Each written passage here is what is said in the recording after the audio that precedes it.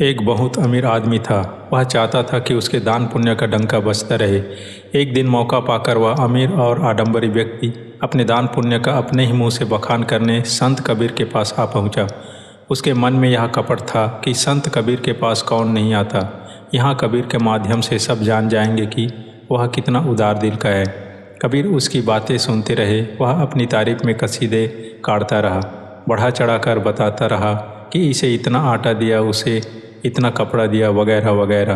कबीर ने उसकी पूरी बात सुनकर मुस्कुराते हुए एक बुढ़िया को उस अमीर से भी ज़्यादा बड़ा दानी और बड़ा प्रतापी कह दिया। यह सुनकर तो अमीर तिलमिला गया और कबीर से पूछ बैठा, कौन है वह और ऐसा कितना हीरा मोती दान दे रही है।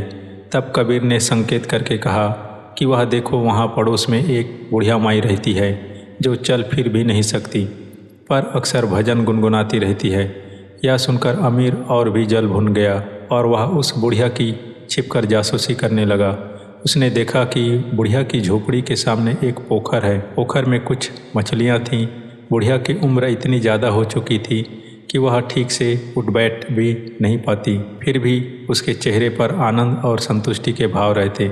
वह प्रेम पूर्वक भजन गाती रहती और उसी दौरान उठकर मछलियों के लिए चारा तैयार करती, तालाब में चारा डालती ताकि मछलियों को भोजन की कमी न हो। मछलियों के चारे का इंतजाम करने के लिए उसे अतिरिक्त मेहनत भी करनी होती थी, पर इससे उसको जरा भी मलाल न था। यह सब देखकर उस अमीर को अपने औछेपन का एहसास हुआ।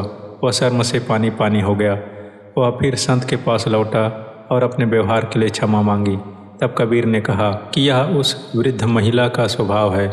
वह इस संस्कार से पोषित है कि अपनी क्षमता के अनुसार जितना हो सके किसी की मदद कर दी जाए। यह उस दौलतमंद के लिए बहुत बड़ा सबक था। इस कहानी में हमें सीखने को मिलता है, आधुनिकता और भोगवाद का यह मकड़ जाल है ही ऐसा कि जो इसमें अटका वह भटका।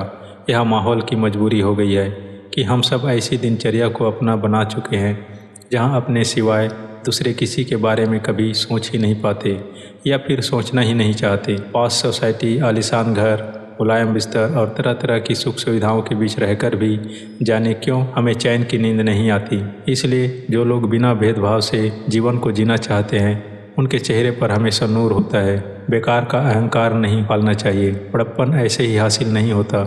एक साधारण इंसान असाधारण तभी बनता है जब वह अपना मूल्यांकन स्वयं करता है और अपने आसपास हर किसी के लिए सहानुभूति और करुणा का भाव रखता है। दोस्तों, यह स्टोरी कैसी लगी कमेंट में ज़रूर बताएं और इस वीडियो को लाइक शेयर ज़रूर करें।